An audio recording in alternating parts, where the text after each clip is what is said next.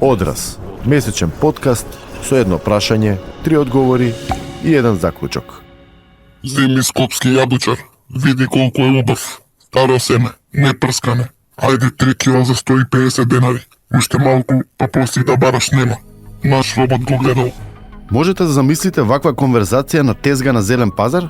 Робот ви нуди зеленчук одгледан од робот. Тешко замисливо, барем во догледна иднина, дека до тој степен ќе се развие работата. Но и кој знае, ако се има предвид дека технологијата брзо се развива. Ја твој слуга, ја твој работник. Но не е толку незамисливо ако се има предвид тоа што професорот Виктор Ѓамовски, директор на Земјоделскиот институт при Универзитетот Свети Кирил и Методи Скопје, го пренесе на една од скорешните конференции дека човештвото е на прагот на 4-та земјоделска револуција.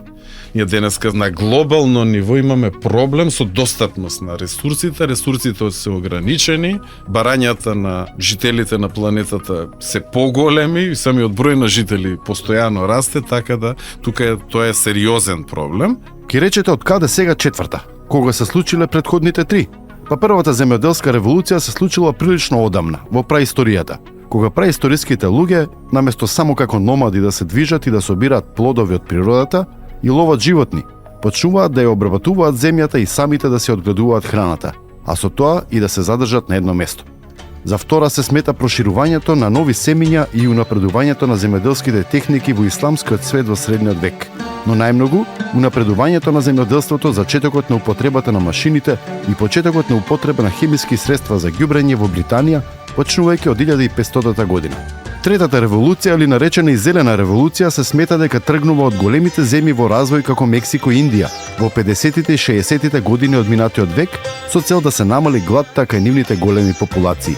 Тргнува од обидот за самодоволност во снабдувањето со храна и зголемувањето на урбаните популации, а вклучува масовно воведување на хибридни сорти кои даваат повеќе плод, модерни системи за наводнување, вештачко ѓубриво и пестициди.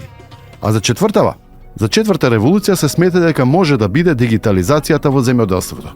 Во извештај Светскиот институт за ресурси проценува дека до 2050 година планетата ќе издржува можеби и над 10 милиарди луѓе, а производството на храна од истите ресурси ќе треба да се зголеми за над 50%. Значи повеќе храна треба да се произведе со помалку ресурси и да се намали влијанието врз животната средина во услови кога промените во климата ќе бидат во полн ек. При тоа, дел од ресурсите како водата и плодната почва ќе бидат намалени, а времето ќе биде многу потопло.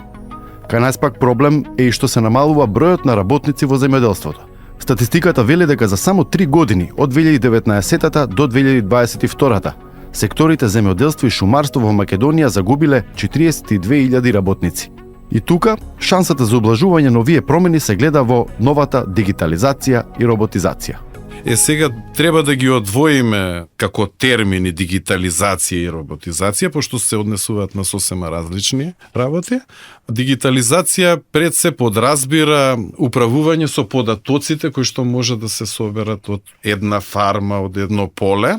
Тие истите се складираат, се анализираат и секако се основа за понатамошно носење на одлуки за преземање на соодветна мерка во одреден сегмент на самото производство. По дигитализација ние подразбираме и прецизно земјоделие. Тоа подразбира употреба на GPS системи, на сензори кои што овозможуваат рационална употреба на ѓубрива и на пестициди и олеснување на одредени процеси, се со цел импактот на импутите во земјоделието биде помал и паметно искористување на расположливите ресурси. Трет сегмент е систем на поддршка на одлуки. Информациите кои се прибрани да му овозможат на земјоделецот да донесе одлука заснована на факти, што може да биде од помош особено во вакви услови на тенчење на ресурсите и клима која се менува. Data processing. Пред да се јави оваа дигитализација или да се имплементира во земјоделието,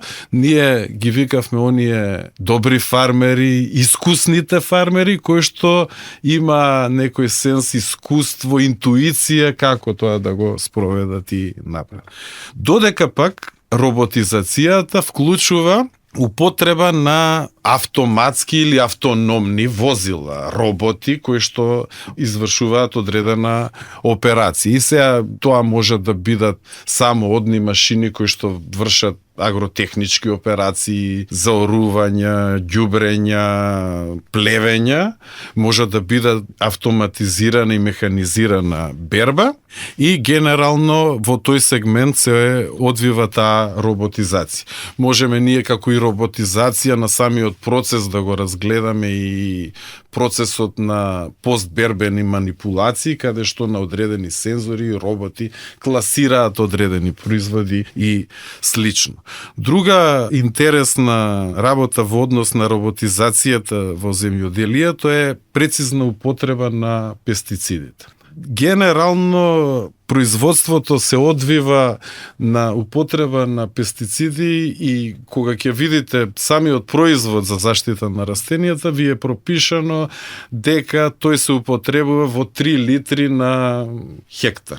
Слободно вака се изразувам за да бидеме малку подостапни, но тоа не значи дека на тој хектар кој што вие го поседувате има доволно лисна маса, иста лисна маса како другиот хектар, така да овие сензори, овие автоматски роботи во реално време ја оптимизираат употребата на пестицидот и со цел намалување на инпутите во производството и нормално зачување на животната средина. Ѓамовски не се согласува дека кај нас земјоделците прскаат безпотребно, а верува дека роботизацијата може да придонесе за намалување на сега веќе хроничниот недостаток на работна рака. Оној што сте чуле дека се фали, јас прскав повеќе пати, е најверојатно оној кој што испрскал онолку колку што требало во одредената сезона. Условите за земјоделско производство во Македонија последните години се многу лоши, многу е тешко на самите земјоделци, што со временските услови кои што се јават, климатските промени и слично, тоа и со пазарите и пласирањето на нивниот производ, па они гледат на секој начин да заштедат, па за тоа и го прават. Ние не зборуваме за бројот на третмани и потребата на третмани, зборуваме за количината на самиот третман. Денеска било кое во овој момент во Македонија, да земеме еден овоштарник, имате пропишана норма од 600 до 1000 литри да употребите чорба на самиот. Сега дали ќе употребите таа кога има во овој момент на мирување каде што нема лисна маса и нема потреба толка волумен да го аплицира, или кога е лисната маса најразвиена. Па тогаш ќе ви треба малку поголема количина, така да таа автоматизација и роботизација многу му олеснува на самиот земјоделец. Сега во моментот тоа го одат оние базирано на искуството и она што го научиле во текот на годините на самото производство, и секако ќе ми дозволиш уште да довршам околу роботизацијата, е се повеќе имплементација на автоматизирана берба на земјоделските производи од страна на роботи, затоа што како и во секој сектор земјоделието кубори со работна рака и тоа е многу сериозен проблем. Дигитализацијата и роботизацијата делуваат како да го оддалечуваат човекот од земјата, но не треба да биде така. Тие треба да служат како алатки кои ќе им помогнат на луѓето, а не да ги заменат. До одреден степен, работната рака во земјоделието да, земјоделците не. Земјоделецот е тој што треба да има клучната улога при носењето на одлуките, превземањето на акцијата. Дигитализацијата може само да му помогне. За сега нема анализа колку дигитализацијата е застапена во македонското земјоделство, но има компании и фармери кои ги имплементираат, како во јаболкарскиот крај Ресен. Проблемот е што тоа не е организирано и немаме систем кој треба да има возможи системски решенија и алатки. За сега технологијата во овој сектор е уште и релативно скапа. Ѓамовски смета дека со помош на вештачката интелигенција во блиска иднина ќе може да се создаваат паметни фарми, односно ќе овозможи контрола над процесите во реално време. Развојот на вештачката интелигенција ќе најповеќе ќе најде примена во онаа блокчейн технологија, односно каде што ќе се следи целиот синџир на производство на храна и многу лесно ќе се одлучува каде што, колку да се произведе, во кој момент, за кој пазари. по која класификација, односно како да биде класифициран производот и така натаму. Можностите се огромни. Во некој сегмент вака која ќе ги разгледувате застрашувачки.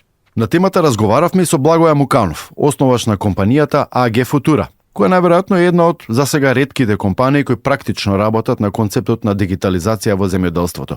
Тој вели дека потекнува од земјоделско семејство, работел и се школува во оваа струка и оттаму и пориво да се заинтересира за начините за унапредување. Од 2016 година ја основа својата фирма која работи баш на тоа поле со впечаток дека на земјоделецот кај нас му недостасуваат информации. Земјоделецот нема информација прво за тоа точно каков тип на ресурс е најсоодветен за да може он оптимално да произведува. Тоа е да кажеме таа некоја инпут страна од економијата на една фарма. Ако гледаме од страната на пазарот, нема доволно информации за тоа каде е добриот пазар, која е најсоодветната цена, каде најдобро може да го пласира својот производ. После тоа, ако гледаме од аспект на држава и државни политики, нема доволно информации кои се политиките на државата, како може тој најсоодветно да се позиционираат за да можат оптимално да ги искористат условите кои што се дадени од државата.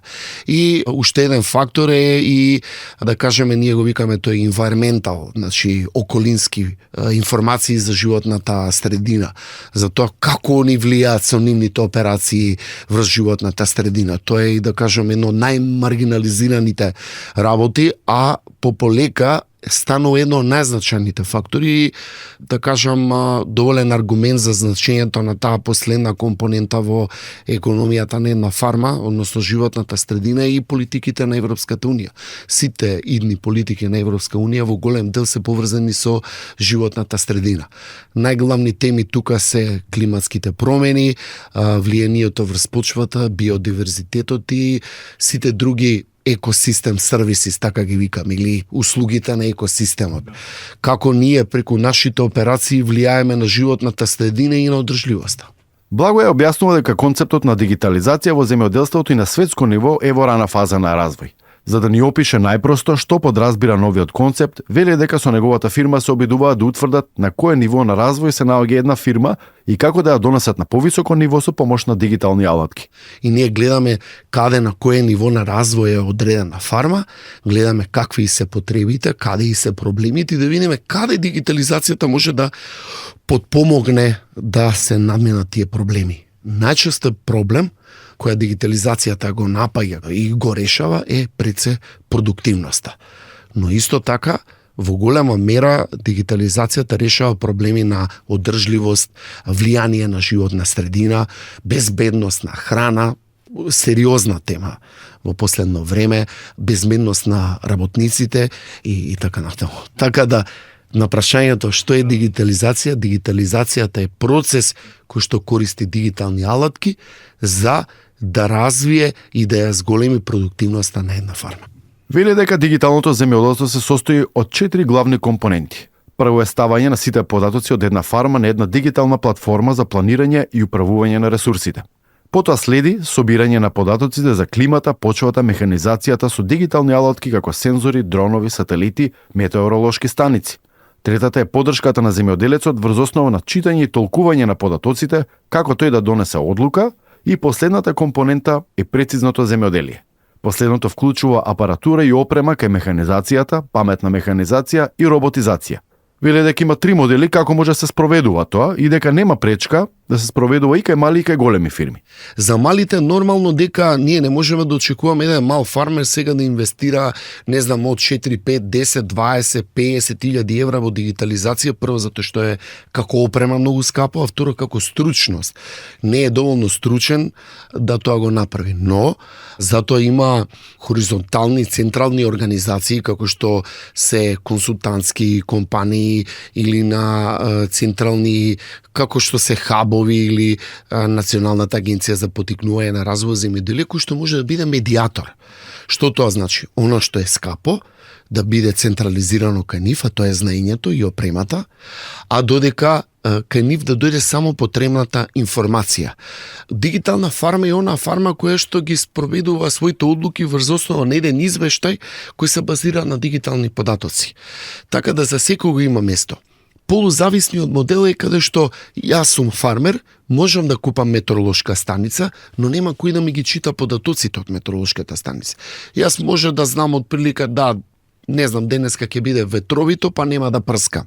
Но за да знам кога да прскам со што, пак ми треба некоја медиаторска улога од некого, некој советник да ми дојде, и затоа е таа полузависен модел кој што може да дојде да ми ги исчита податоците од метеоролошката станица и да ми даде насока што треба да правам, со што да прскам, од што треба да прскам, за каков тип на болест треба да прскам, или превентивно како да делувам, и до оној независен модел каде што сум корпоративна голема фарма, имам да вложам 30-50 илјади евра да можам да го обучам мојот агроном за дигитално земјоделство, да купам метеоролошка станица, дрон, да купам сателитски снимки и да фактички дигитализацијата ми е интегрирана внатре од мене и ја направам независно од никој друг. Муканов од досегашното искуство веле дека најзаинтересирани се во оние земјоделски подсектори како лозарството и овоштарството, кои имаат поголем извоз и заработка и пресека поголемите фарми кои со ова може и повеќе да заштедат. Луѓето од овие подсектори имаат можности повеќе да патуваат во странство и да се изложуваат на овие нови идеи и трендови во струката, па и тоа има доста влијание на нивните одлуки. Конкретно искуството во Македонија, ние сме имали искуство и во полјоделски фарми, но пред се големи полјоделски фарми, каде што сме работеле зонирање, тоа значи зонско аплицирање на ѓубрива, каде што дигитализацијата се состои во тоа што пред се врз основа на дигитални податоци се прават зони, се екстрактираат прво почвени примероци, врз основа на почвените примероци и состојбата на почвата се идентифицираат зони и врз основа на тие зони, продуктивни мапи ние ги викаме, се одредува и рецепти за аплицирање на ѓубрива, а понатаму во зависност од тоа каква е состојбата на механизацијата, каков тип на механизација користи значи клиентот, гледаме дали може да се воспостави така наречено прецизно земјоделие, што значи секоја зона со посебна апликација на различен сразмер на ѓубрива. И последната фаза е прецизно аплицирање на ѓубривото, каде што тракторот автоматски со тие дигитални компоненти, тоа е GPS, дисплеи, позади тој автоматски спредер на ѓубрива, како се движи тракторот, во зависност од која зона влага, аплицира онокаво количество на ѓубриво и сразмер, кое што е одредено според продуктивната зона која што ние сме поставиле. За него дигитализацијата е и начин како барем во дел да се надомести сериозниот недостиг на физички работници при бербите, но и на стручњаци како агрономи, фитопатолози и сточари. Моje мислење е дека не знам колку да сме напредни и не знам колку да е и оваа вештачка интелигенција денеска да се развива, мислам дека човечкиот фактор посебно во овие сектори каде што зависат од природни услови, човечкиот фактор никогаш не може да се отстрани. Непоследно пред неколку недели пред Нова година бев на посета на една таква компанија во Словенија кој што имаат разбиено многу добро, ефикасно автономно возило. Не е ни трактор, не е ни баш возило, можеме да кажеме, или механичка направа, гусеничар на гасеници, кој што заменува 16 операции во овоштарство и во лозарство. Значи 16 луѓе или Бројот на луѓето треба да гледаме според бројот на работни сати кои што работи таа машина и ефикасноста на еден работен сат по операција. Дегде калкулацијата е дека едно такво автономно возило заменува околу 6 работници. Тоа автономно возило е фасцинантно, работи 14 сати комплетно на батерии, што значи дека имаме еден многу битен момент, е карбон фенедни, значи не креира дополнителни емисии на гасови од стаклена градина, значи е екофрендли, е доста ефикасно и многу битно работи и дење и ноќе. Најтрудно интензивна операција во овоштарството, например, бербата. И Ѓамовски и Муканов велат дека дигитализацијата и понатаму употребата на роботи во земјоделството имаат голем потенцијал, но за пречка имаат и за нас она позната традиционална несистематичност во работите. Велат дека недостасува системско решение од страна на државата. А каков е земјоделскиот поглед на оваа работа, како и што тоа конкретно значи на терен на нивите и фармите, ни опиша земјоделката од Тиквешкиот регион, која истовремено е и председателка на Националната федерација на фармери, Васка Мојсовска. Таа вели дека за голем дел од земјоделците дигитализацијата засега им изгледа како нешто прилично невозможно. единствено што би можело да се дигитализира и олесни работата е ова прскањето со дронови, како олеснителна околност на самите земјоделци, а другите работи и да сакат земјоделците да дигитализираат, имаат многу пречки.